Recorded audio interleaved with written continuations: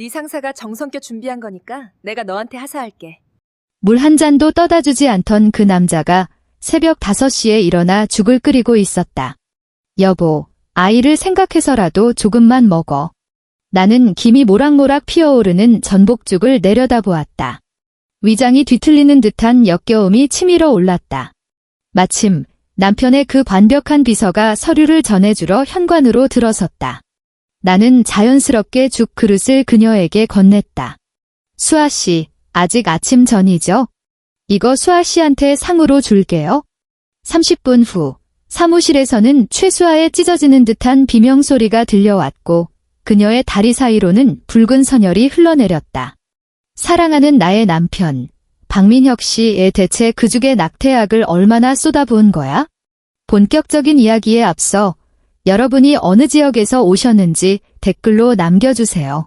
좋아요와 구독도 잊지 마시고요. 채널이 성장하여 더 흥미진진한 이야기를 들려드리는데 큰 힘이 됩니다. 나는 정성스럽게 끓여낸 전복죽을 물끄러미 바라보았다. 얇게 저민 최상급 전복 위에 쪽파와 노란 깨소금이 고명으로 올라가 고소한 향을 풍기고 있었다. 하지만 그 냄새가 콧속으로 파고드는 순간 마치 갈고리처럼 내 위장을 거칠게 긁어내는 것만 같았다. 나는 입을 틀어막고 치밀어 오르는 구역질을 억지로 삼켰다. 결혼 3년 만에 그가 처음으로 나를 위해 요리라는 걸 했다. 박민혁. 우리 강씨그룹에 빌붙기 위해 대릴사 위로 들어오는 것도 마다하지 않았던 남자. 그는 마치 아버지가 사온 값비싼 장식용 양복 같았다. 겉보기엔 번지르르 하지만 속은 온기 하나 없이 차갑기 그지없는 사람. 죽은 고사하고 내가 독감으로 열이 39도까지 펄펄 끓어올랐을 때도 그는 차갑게 한마디만 던졌었다. 집에 해열제 있으니까 찾아 먹어. 그러고는 그 잘난 중요한 술자리에 가야 한다며 뒤도 돌아보지 않고 나가버렸던 위인이다. 우리가 결혼하고 처음 맞이했던 추석이 떠올랐다. 이 집안의 맏며느리로서 나는 당연히 제사 음식을 준비해야 했다. 명절 사흘 전부터 나는 부엌에 처박혀 도우미 아주머니들과 함께 산더미처럼 쌓인 식재료를 다듬고 각종 나물을 무치고 수백 개가 넘는 전을 부쳐야 했다. 기름 냄새에 눈을 뜰 수가 없었고 찬물에 손을 담그고 있느라 손가락은 퉁퉁 붓고 뻣뻣하게 굳어갔다. 그런데 박민혁은 어땠더라? 그는 마치 귀한 손님이라도 되는 양거실 소파에 다리를 꼬고 앉아 아버지와 친척 어른들 틈에서 강씨그룹의 미래를 논하며 하하호호 웃고 떠들었다. 부엌에서 땀을 비오듯 흘리고 있는 아내 따위는 안중에도 없다는 듯이. 저녁 식사 자리에서 술기운이 오른 고모가 내 어깨를 두드리며 친척들에게 큰 소리로 말했다. 우리 지원이가 정말 참한 며느리야. 요즘 젊은 애들 같지 않게 일도 야무지게 잘하고 말이야. 민혁이는 참 복도 많지. 모두가 웃으며 맞장구 쳤고 박민혁도 잔을 들어 나에게 건배를 청했다. 입가에는 예의 바른 미소를 걸고 있었지만 그 눈빛 서린 경멸과 귀찮음을 나는 읽을 수 있었다. 그 순간 나는 그의 아내가 아니라 그가 가족 내에서의 지위를 얻기 위해 필요한 기능적인 부속품에 불과하다는 것을 뼈저리게 느꼈다. 나의 희생과 고생은 그에게 있어 그저 당연한 것이었다. 지난 3년간의 결혼 생활은 그런 일들의 연속이었다. 나에 대한 그의 정신적인 학대는 이미 예술의 경지에 올라 있었다. 그가 늦게 들어오는 것을 불평하면 그는 이렇게 말했다. 지원아, 강씨그룹 장녀로서 그릇 좀 크게 가질 수 없어? 내가 누구 때문에 이렇게 밖에서 뛰어다니는데? 다 우리 미래를 위해서잖아. 여직원과 주고받은 묘한 문자를 따져 물으면 그는 미간을 찌푸리며 세상 억울한 표정을 지었다. 또 소설 쓴다. 지금 임신 중이라 호르몬 때문에 예민한 건 알겠는데 제발 그 불안감을 나한테 투사하지 좀 마. 나한테 너무 불공평하잖아. 그래, 불공평하지. 그는 내 집안 배경을 이용해 그룹 내에서 승승장구하고 일산 노른자위 땅에 있는 내 명의의 펜트하우스에 살면서 아버지가 사준 최고급 외제차를 몰고 다닌다. 그러면서 정작 나에게는 진심 한 조각 내어주는 것조차 아까워했다. 그는 교묘한 심리 조종자처럼 모든 잘못을 나의 예민함과 의처증 탓으로 돌려버리곤 했다. 2달 전 그와 그의 관벽한 비서 최수아의 불륜을 알게 되기 전까지는 나도 내가 문제인 줄 알았다. 그가 샤워하러 들어간 사이 소파 위에 던져진 그의 휴대폰 화면이 밝아졌다. 발신자 이름도 없이 하트 이모티콘 하나만 저장된 번호였다. 자기야, 그 여자는 언제쯤 정리할 거야? 빨리 자기랑 당당하게 만나고 싶어서 현기증 난단 말이야. 그 순간 전신에 피가 차게 식는 기분이었다. 나는 울지도 소리치지도 않았다. 그저 묵묵히 그 번호를 외웠다. 그 후의 모든 일은 마치 슬로모션처럼 지나갔다. 그의 양복에서 나는 낯선 향수 냄새, 조수석 시트가 미묘하게 조정된 흔적, 그리고 최수아가 나를 볼 때마다 공손함 뒤에 숨기지 못하고 흘러나오던 그 도발적인 눈빛. 그녀는 내가 아무것도 모른다고 생각했을 것이다. 감히 나를 대체할 수 있다고 믿었을 것이다. 그리고 지금 나를 배신한 이 남자가 그 가증스러운 다정함을 가면처럼 쓰고 내게 죽을 들이밀고 있다.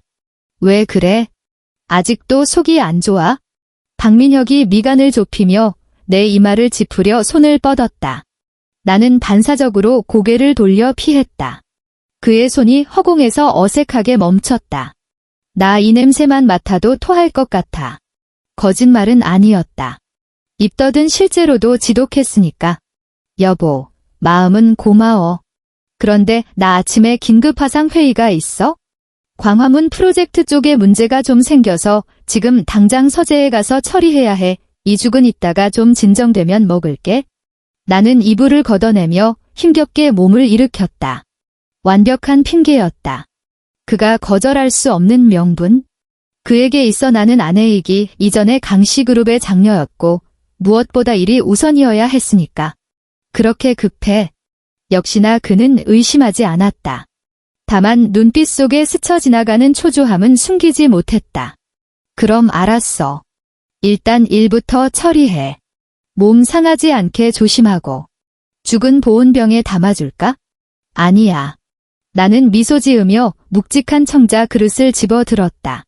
그냥 서재로 가져가서 책상 옆에 둘게. 회의 끝나고 좀 식어서 냄새가 덜하면 먹을 수 있을지도 모르니까. 나는 최대한 진심을 담아 고마운 척 그를 바라보았다.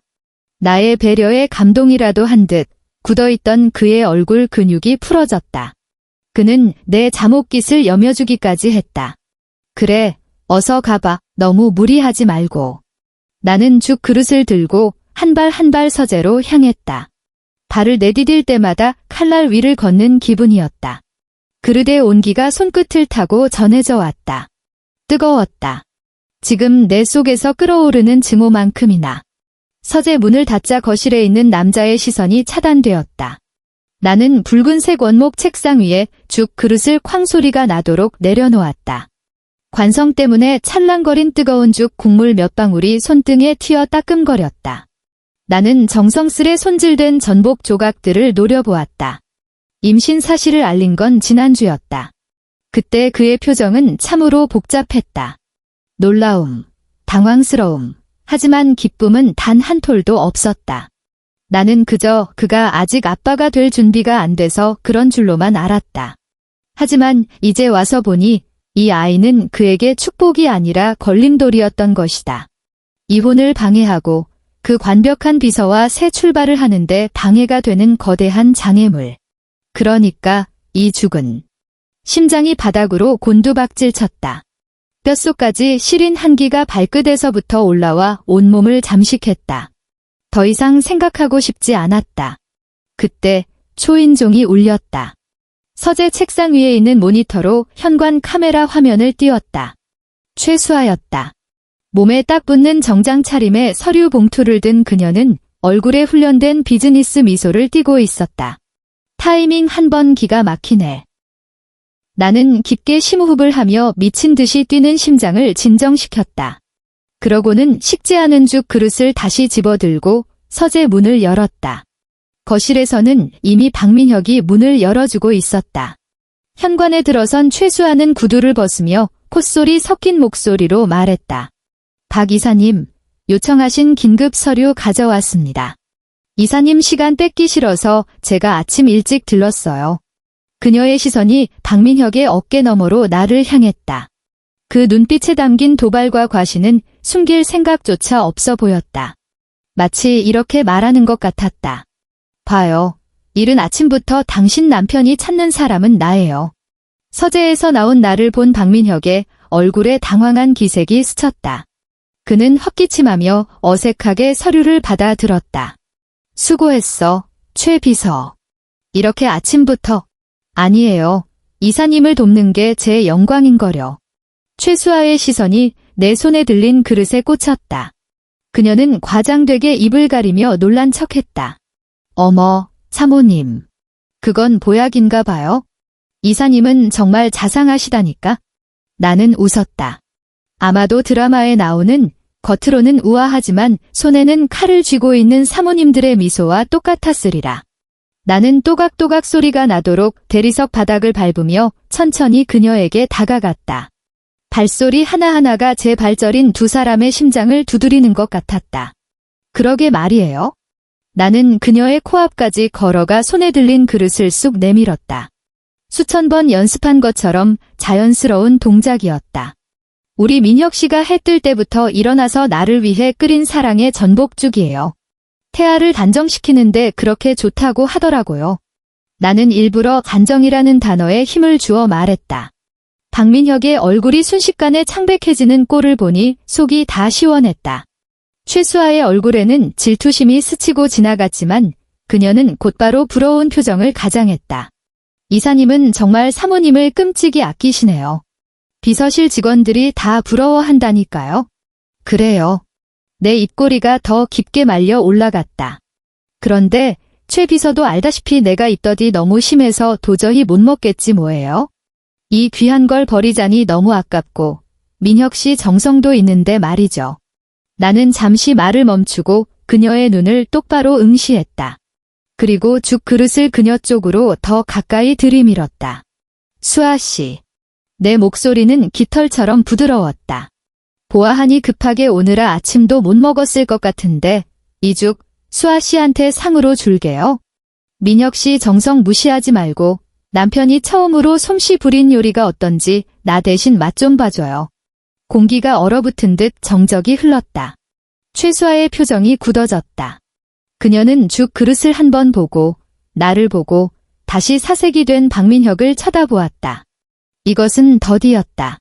사랑이라는 포장지로 감싼 치명적인 덫. 만약 그녀가 거절한다면 내 앞에서 박민혁이 아내에게 준 사랑을 감히 받을 수 없다는 것을 인정하는 꼴이 된다. 둘 사이에 찔리는 게 있다는 걸 스스로 시인하는 셈이다. 반대로 그녀가 받아 마신다면 본처인 내 앞에서 뻐꾸기 새끼마냥 남의 둥지를 차지하고 승리했다는 쾌감을 느끼겠지. 내 남편이 끓여준 죽까지 뺏어 먹으며 내 모든 것을 가질 수 있다는 걸 증명하고 싶을 테니까. 그녀의 얄팍한 야망과 멍청한 자존심이라면 과연 어떤 선택을 할까? 박민혁의 목을대가 크게 움직였다. 그는 입을 열어 막으려 했지만 입술만 달싹거릴 뿐 아무 말도 하지 못했다. 뭐라고 하겠는가? 죽에 문제가 있다고? 그건 자기가 나를 해치려 했다는 자백이나 다름없는데. 최수아의 눈에 득의양양한 빛이 스쳤다. 그녀는 아마도 이것이 벼랑 끝에 몰린 나약한 본처가 보내는 무기력한 화해의 제스처라고 착각한 모양이었다. 어머, 제가 감히 그래도 될까요? 그녀는 말로는 사양하는 척했지만 손은 이미 그릇을 향해 뻗어오고 있었다. 사모님께서 주시는 정성이니 그럼 감사히 먹겠습니다. 그녀는 나를 보란 듯이 쳐다보며 도발적인 눈빛을 보냈다. 그러고는 숟가락으로 죽을 크게 떠서 우아하게 입으로 가져갔다. 정말 맛있는데요? 그녀는 만족스러운 듯 눈을 가늘게 뜨고 박민혁을 향해 생긋 웃었다. 이사님 요리 솜씨가 정말 대단하세요. 사모님은 참 복도 많으셔. 그녀는 한 숟가락, 두 숟가락, 마치 세상에 둘도 없는 진미를 맛보듯 혹은 나에게서 뺏은 전리품을 과시하듯 죽을 먹어치웠다. 박민혁은 옆에서 식은땀을 줄줄 흘리며 서 있었다. 당장이라도 그릇을 뺏고 싶겠지만 그저 최수아가 그릇을 싹싹 비우는 꼴을 지켜볼 수밖에 없었다. 잘 먹었습니다. 사모님. 최수아는 빈 그릇을 내게 돌려주며 승자의 미소를 지어 보였다. 별 말씀을요. 나는 빈 그릇을 받아 들고 부엌으로 돌아가 개수대에 살며시 내려놓았다. 등 뒤에서 최수아가 콧소리를 섞어가며 업무 이야기를 하고 박민혁이 건성으로 대답하는 소리가 들려왔다. 나는 수도꼭지를 틀었다. 차가운 물줄기가 손끝을 타고 흘렀다. 거울 속에 비친 내 얼굴은 창백하고 야위었지만 눈빛만은 형형하게 빛나고 있었다. 사랑하는 남편, 그 죽에 대체 약을 얼마나 탄 거야? 이제 곧 정답이 밝혀지겠지? 나는 물을 끄고 손을 닦은 뒤 느긋하게 거실로 걸어나갔다. 최수아는 보고를 마치고 일어서는 참이었다. 박민혁이 현관까지 그녀를 배웅하며 은밀한 눈빛을 교환했다. 이사님, 그럼 회사에서 뵙겠습니다. 그래, 조심해서 가. 나는 아무 일도 없었다는 듯 다시 소파에 앉아 패션 잡지를 집어들었다. 거실 한쪽에 놓인 거대한 괴종시계의 초침 소리가 누군가의 운명을 카운트다운하는 소리처럼 들렸다. 박민혁은 안절부절 못하며 거실을 서성거렸다. 그는 나를 힐끔거리고 굳게 닫힌 현관문을 쳐다보기를 반복했다. 마치 우리에 갇힌 짐승 같았다. 그는 아마 이상하게 생각하고 있을 것이다. 왜 약을 탄 죽을 먹은 그의 입장에서 내가 아무런 반응이 없는지 말이다. 그의 시선이 의구심과 탐색으로 내 몸을 훑는 게 느껴졌다. 하지만 나는 눈길 한 번 주지 않고 잡지 속 모델들의 화려한 옷에만 집중했다. 폭풍전야처럼 내 마음은 기이할 정도로 고요했다. 20분, 아니 30분쯤 지났을까? 신상 다이아몬드 목걸이 광고 페이지를 넘기는데 집안의 공기를 찢는 날카로운 벨소리가 울렸다. 박민혁의 휴대폰이었다. 그는 기다렸다는 듯 휴대폰을 낚아챘다. 액정을 확인한 그의 얼굴에서 핏기가 싹 빠져나갔다. 전화를 받는 그의 목소리가 덜덜 떨리고 있었다. 여보세요? 수아 씨. 왜 그래? 수화기 너머로 무슨 말이 들려왔는지 박민혁의 눈이 공포로 가득 찼다. 뭐? 배가 아파. 많이. 너 지금 어디야? 그는 횡설수설하며 이마에 맺힌 땀을 닦아냈다. 나는 잡지를 덮고 고개를 들어 그를 조용히 응시했다. 회사 지하 주차장이라고? 알았어. 거기 꼼짝 말고 있어? 내가 지금 갈게. 당장 갈게.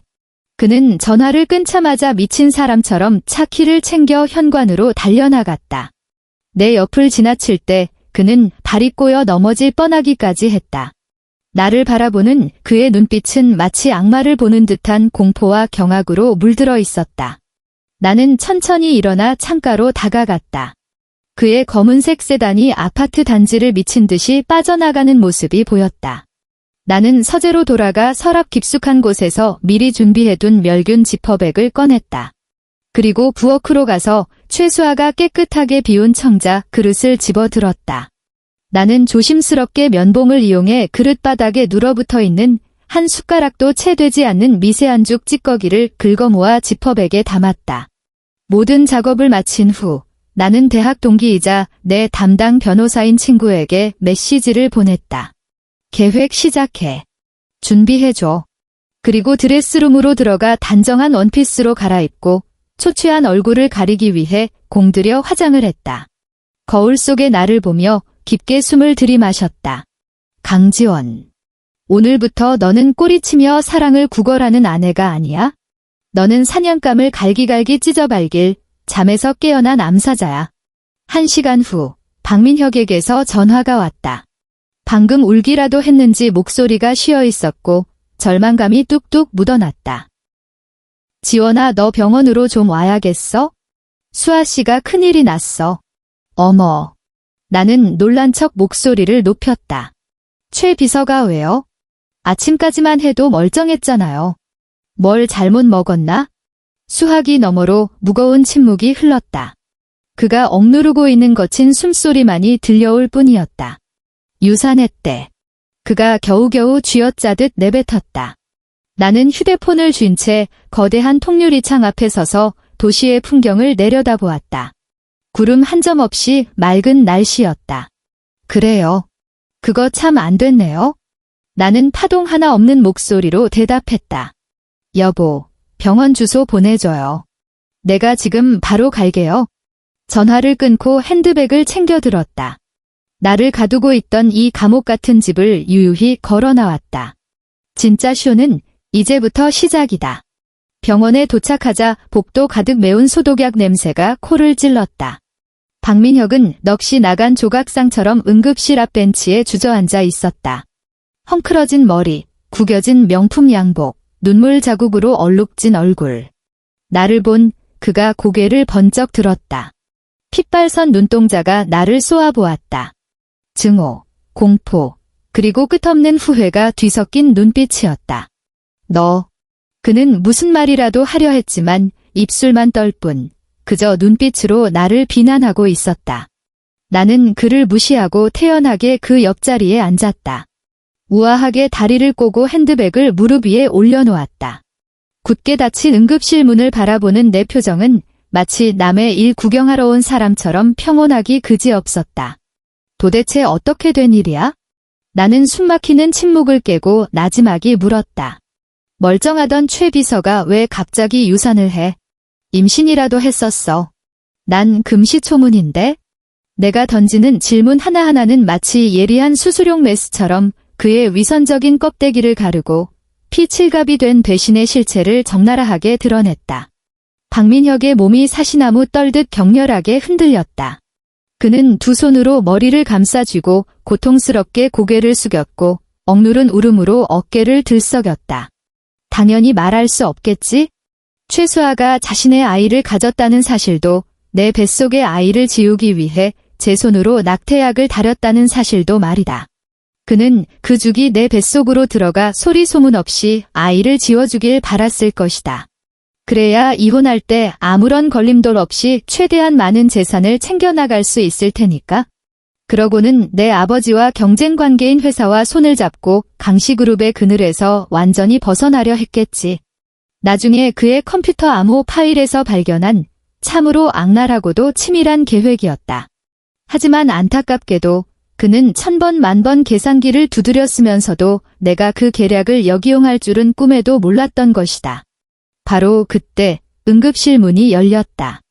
흰 가운을 입은 지쳐 보이는 의사가 걸어 나왔다. 박민혁은 지푸라기라도 잡는 심정으로 맹렬하게 달려가 의사의 팔을 붙잡았다. 선생님. 의사 선생님. 수아 씨는요? 아이는 무사한가요? 의사는 미간을 찌푸리며 안경을 추어 올리더니 사무적인 말투로 대답했다. 죄송합니다. 저희도 최선을 다했습니다만 환자가 너무 늦게 도착했고 출혈이 심해 아이를 지키지 못했습니다.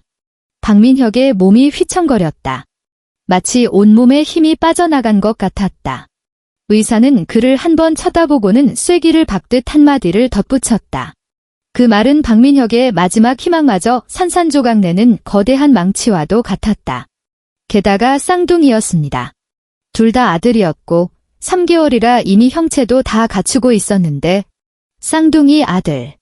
그 단어들이 저주처럼 텅 빈 복도에 메아리 쳤다. 박민혁의 눈동자에서 생기가 순식간에 빠져나가고 그 자리에 잿빛 절망만이 남는 것이 보였다. 그는 늘 아들을 갈망했다. 이 남존여비 사상이 뿌리 박힌 재벌가에서 대릴사위가 아닌 진짜 주인으로서 허리를 펴게 해줄 아들.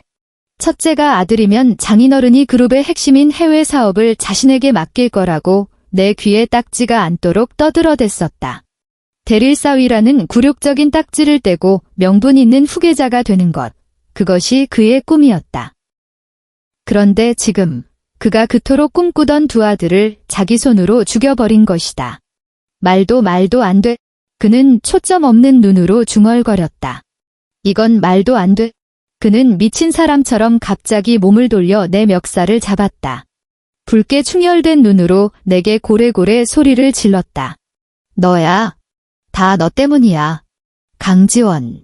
이 악독한 여자야. 왜 그랬어? 대체 왜? 그의 힘은 놀라울 정도로 샜고 손톱이 살을 파고들 정도였다. 지나가던 간호사와 환자 가족들이 놀란 눈으로 우리를 쳐다보았다. 나는 반항하지 않고 그저 차갑게 그를 내려다보았다. 그가 광기를 다 쏟아낼 때까지 기다렸다. 그의 힘이 서서히 빠질 때쯤 나는 손을 들어 그의 손가락을 하나하나 떼어냈다. 여보. 내 목소리는 크지 않았지만 마치 얼음 송곳처럼 또렷하게 그의 귓속을 파고들었다. 지금 무슨 헛소리를 하는 거야? 내가 뭘 어쨌다고? 나는 그에게 잡혀 구겨진 옷깃을 정리하며 한 걸음 다가갔다. 공포와 절망으로 수축된 그의 동공을 똑바로 응시했다. 그죽, 당신이 나를 위해 직접 끓인 안태약 아니었어? 나는 미소 지었다. 하지만 그 미소에는 온기라고는 찾아볼 수 없었다. 당신 입으로 그랬잖아. 우리 아이를 위해서라고. 난 그저 최 비서가 고생하는 게 안쓰러워서 당신의 그 넘치는 사랑을 나눠줬을 뿐이야.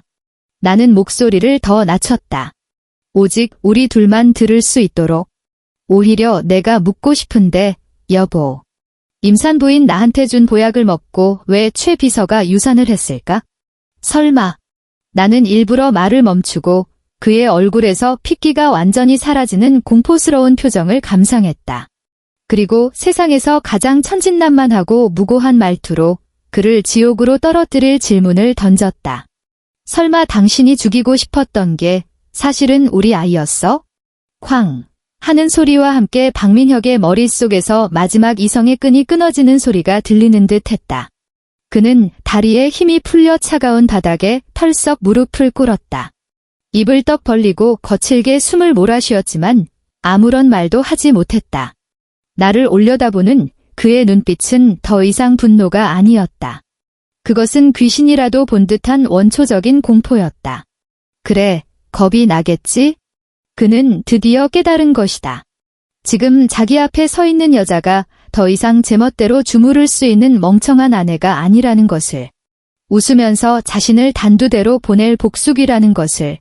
복도 끝에서 간호사들이 최수아를 침대에 눕혀 데리고 나왔다. 이동식 침대에 누운 그녀는 핏기 하나 없는 얼굴로 눈을 감고 있었다. 마치 영혼을 잃어버린 목각 인형 같았다.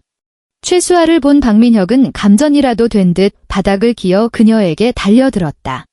그녀의 차가운 손을 붙잡고 짐승처럼 울부짖었다. 수아씨, 수아씨, 미안해. 내가 미안해. 그의 통곡 소리가 고요한 병원 복도를 날카롭게 찢었다.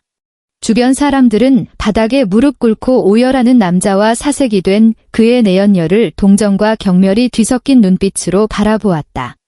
나는 이 난장판의 한가운데 서서 마치 냉담한 신처럼 내가 직접 연출한 이 인간 비극을 내려다보았다. 마음속에는 일말의 동요도 심지어 복수의 쾌감조차 없었다. 그저 죽음 같은 고요함 뿐이었다. 나는 휴대폰을 꺼내 아버지에게 전화를 걸었다. 아빠, 저예요. 지원이. 지원아, 무슨 일 있니? 목소리가 심상치 않구나. 아버지는 내 목소리에 섞인 미묘한 기류를 단번에 알아차리셨다. 아빠, 박민혁이 밖에서 딴 살림을 차렸어요. 그 여자가 아이까지 가졌었고요. 나는 담담하게 사실을 전했다. 수화기 너머로 몇 초간 침묵이 흘렀다. 이윽고 분노를 억누르는 아버지의 목소리가 들려왔다. 그 놈이 감히. 지금 어디냐? 당장 사람 보내마. 그럴 필요 없어요, 아빠. 나는 멀지 않은 곳에서 벌어지는 저 비참하고도 우스꽝스러운 광경을 보며 입꼬리를 차갑게 말아 올렸다. 왜냐하면 그 여자 방금 유산했거든요. 그것도 쌍둥이 아들을요. 뭐라고? 더 재미있는 건요, 아빠. 나는 천천히 말을 이었다. 그 여자를 유산시킨 게 오늘 아침 박민혁이 저한테 직접 끓여준 잔태약 때문이라는 거예요. 수화기 너머의 숨소리가 거칠어졌다. 평소 엄격하고 냉철하게 거대 그룹을 이끄시는 아버지의 얼굴에 지금 어떤 폭풍우가 몰아치고 있을지 눈에 선했다. 지원아, 너는 괜찮은 거냐? 아버지는 무엇보다 나를 먼저 걱정하셨다. 전 괜찮아요. 한 입도 안 마셨으니까요. 잠시 말을 멈춘 나는 결심을 전했다. 아빠, 저희 사람하고 이혼할 거예요. 그리고 제 아이를 죽이려 했던 대가 아주 처절하게 치르게 해줄 거예요. 그래. 아버지의 목소리는 단호했다. 망설임 따위는 없었다. 내가 하고 싶은 대로 하거라. 강씨 그룹 전체가 내 뒤에 있다. 전화를 끊고 나는 바닥에서 아이처럼 울고 있는 남자를 마지막으로 일별했다. 박민혁, 너의 지옥은 이제 시작이야. 집으로 돌아오자 숨막히던 펜트하우스가 더없이 넓고 자유롭게 느껴졌다. 나는 하이힐을 벗어 던지고 맨발로 차가운 마룻바닥을 밟으며 서재로 향했다. 책상 위에는 죽찌꺼기를 담은 지퍼백이 얌전하게 놓여 있었다. 이것은 나의 비장의 카드이자 박민혁을 황천길로 보낼 마지막 티켓이었다. 나는 나의 변호사이자 대학 친구인 김 변호사에게 전화를 걸었다. 민주야, 나야. 지원아, 너 괜찮아? 문자 보고 얼마나 걱정했는지 알아? 김민주의 목소리에 다급함이 묻어났다. 난 괜찮아. 모든 게 계획대로 됐어. 나는 거대한 통유리창 앞으로 다가가 어둑해지는 하늘을 바라보았다. 박민혁 내연녀가 유산했어. 쌍둥이 아들이었대. 지금쯤 병원에서 멘탈이 나가 있겠지? 수화기 너머로 민주가 숨을 들이키는 소리가 들렸다. 세상에 그 죽에 진짜 약을 탔던 거야? 응, 그것도 아주 많이. 나는 싸늘하게 말했다. 민주야, 지금 정식으로 의뢰할게. 박민혁과의 이혼 소송 진행해줘. 그리고 상해죄랑 살인미수로 형사 고소도 같이 넣어. 살인미수. 민주의 목소리가 진지해졌다. 지원아, 그건 혐의 입증이 정말 까다로워. 확실한 물증이 있어야 해. 그냥 내 진술이랑 내연녀 유산만으로는 법정에서 뒤집기 힘들어. 그쪽에서 실수였다거나 음식이 상했다고 우기면 그만이거든. 알아. 나는 책상 위에 지퍼백을 집어들고 그 안에 탁한 액체를 응시했다. 증거, 여기 있어. 내가 그 죽찌꺼기를 샘플로 챙겨뒀어. 당장 제일 공신력 있는 분석기관에 의뢰해줘. 성분이 뭔지, 함량이 얼마나 되는지 낱낱이 밝혀내야 해. 좋아. 바로 처리할게. 일 처리 하나는 확실한 친구였다. 지원아, 걱정 마. 내가 아주 빈털터리로 만들어서 감방에 쳐넣어 줄게. 아니, 그냥 빈털터리에 감방 가는 걸로는 부족해. 내 눈빛이 깊게 가라앉았다. 사회적으로 완전히 매장시켜서 가진 걸 모조리 잃게 만들 거야. 죽는 것보다 더 고통스러운 게 뭔지 똑똑히 맛보게 해줘야지. 그 후 며칠 동안 나는 친정으로 거처를 옮겼다. 아버지는 아무것도 묻지 않으셨다. 그저 도우미를 시켜 가장 담백하고 영양가 높은 식사를 챙겨주게 하셨고 불필요한 약속은 모두 취소한 채 매일 정시에 귀가해 내 곁을 지켜주셨다. 오빠도 해외 지사에서 급히 귀국했다. 창백한 내 얼굴을 본 오빠는 아무 말 없이 나를 꽉 안아주었다. 가족의 지지는 나에게 가장 튼튼한 갑옷이었다. 반면 박민혁은 말 그대로 진퇴양난의 늪에 빠졌다. 우선 최수아.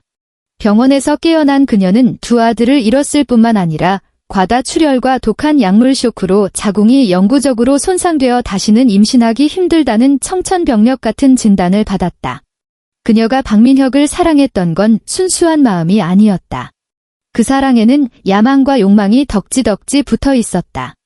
아들을 낳아 재벌가에 입성하고 인생 역전을 이루려던 그녀의 꿈은 산산조각이 났다.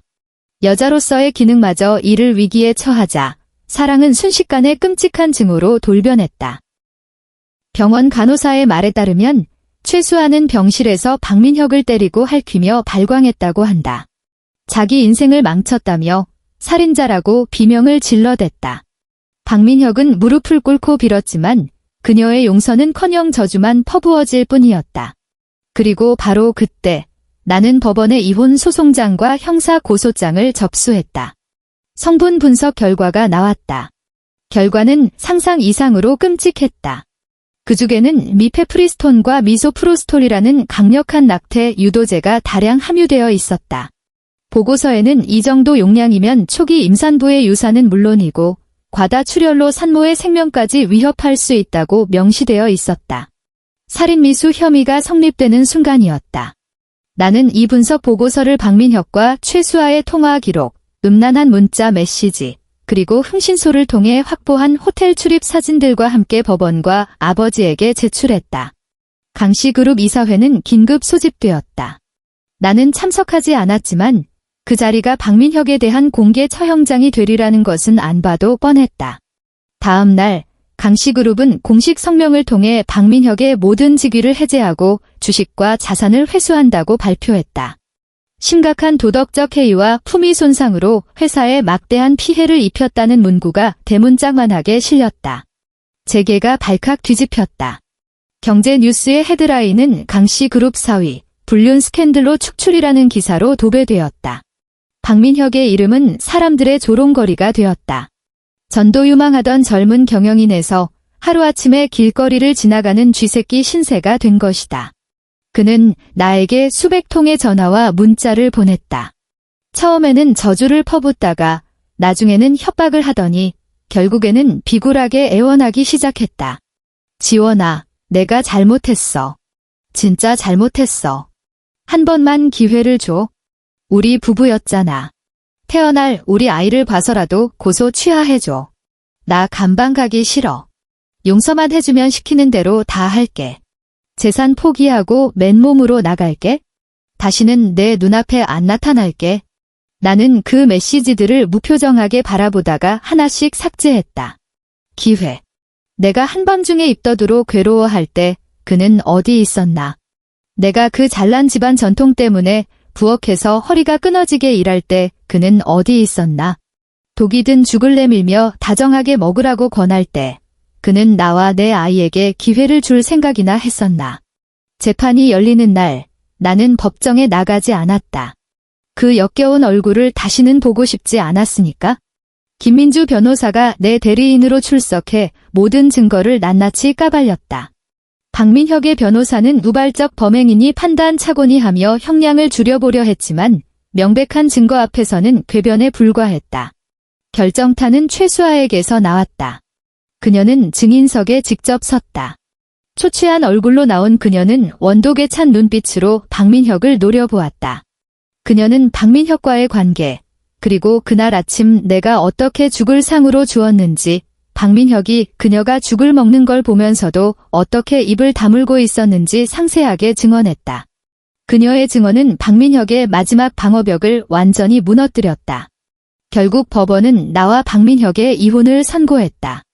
유책 배우자인 그는 재산 분할 청구권이 박탈되었고 살인미수 및 상해 혐의가 인정되어 징역 5년을 선고받았다. 판결이 내려지던 순간 나는 친정집 정원 그네에 앉아 나뭇잎 사이로 쏟아지는 햇살을 받고 있었다. 나는 살짝 불러오기 시작한 배를 쓰다듬으며 그 안에서 편안하게 자라고 있을 작은 생명을 느꼈다. 휴대폰이 진동했다. 김민주였다. 지원아, 끝났어. 징역 5년 나왔다. 나는 짧게 답장했다. 고마워. 모든 게 끝났다. 몇 달 후 감옥에 있는 박민혁에게 최수아가 편지 한 통을 보냈다는 소식을 들었다. 구구절절한 사연은 없었다. 그저 초음파 사진 한 장이 들어 있었는데 이미 사람 형태를 갖춘 두 태아의 모습이 찍혀 있었다고 한다. 사진 뒷면에는 붉은색 펜으로 이렇게 적혀 있었다. 박민혁, 지옥에서 기다릴게. 영원히 용서하지 않을 거야. 그 편지를 본 박민혁은 감방에서 완전히 미쳐버렸다고 한다. 울다가 웃다가를 반복하며 내 아들 하고 중얼거린다는 소문이 들려왔다. 나는 새로운 삶을 시작했다. 아버지 회사의 신규 프로젝트를 맡아 매일 바쁘지만 충실한 나날을 보내고 있다. 입덧도 사라졌고 얼굴색도 하루가 다르게 좋아졌다. 일산 펜트하우스는 팔아버렸다. 고통스러운 기억이 서린 그곳을 처분한 돈으로 아직 태어나지 않은 내 아이의 이름을 딴 재단을 설립했다. 상처받은 미혼모들을 돕는 곳이다. 가을이 깊어가던 어느 따스한 오후, 나는 건강한 딸을 낳았다. 나를 쏙 빼닮은 흑요석처럼 맑고 까만 눈동자를 가진 아이였다. 병원 침대에 앉아 아이를 안고 창밖으로 떨어지는 황금빛 낙엽을 바라보았다. 전례 없는 평온함이 나를 감쌌다. 악몽 같았던 그 결혼 생활은 마치 고열처럼 내 안의 순진함과 나약함을 모두 태워버렸고 나를 다시 태어나게 했다. 나는 사랑이라 믿었던 것을 잃었지만 대신 내 인생을 되찾았다. 나는 아이의 보드라운 이마에 입을 맞추었다. 아가, 세상에 온 걸 환영해. 앞으로 엄마가 너의 가장 든든한 버팀목이 되어줄게. 나의 복수는 파멸을 위한 것이 아니라 나 스스로를 구원하기 위한 것이었다. 내 품에 안긴 이 작고 새로운 생명을 보며 나는 확신했다. 나는 해냈다고. 내 인생은 이제부터 시작이다. 시청해주셔서 감사합니다. 저희 채널의 좋아요와 구독 버튼 누르는 것 잊지 마세요. 다음 영상에서 뵙겠습니다.